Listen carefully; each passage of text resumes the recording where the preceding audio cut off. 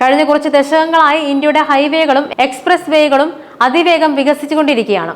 ഈ വികസനം യാത്ര എളുപ്പമാക്കുകയും ദൂരങ്ങൾ കുറയ്ക്കുകയും സാമ്പത്തിക ഇടപാടുകൾക്ക് ആക്കം കൂട്ടുകയും ചെയ്തു.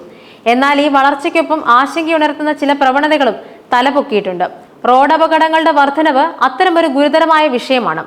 അശ്രദ്ധമായ ഡ്രൈവിംഗ്, റോഡ് നിയമങ്ങൾ പാലിക്കാത്തത്, അമിത വേഗത എന്നിവയെല്ലാം അപകടങ്ങളുടെ പ്രധാന കാരണങ്ങളായി മാറുന്നു. ഈ സാഹചര്യത്തിൽ ഇന്ത്യയിലെ ഏറ്റവും വലിയ ദേശീയപാതകളിലൊന്നായ ദേശീയപാത 44-ലെ സുരക്ഷാ വെല്ലുവിളികൾ ഗൗരവമായ ചർച്ചയ്ക്ക് വഴിയൊരുക്കുന്നു.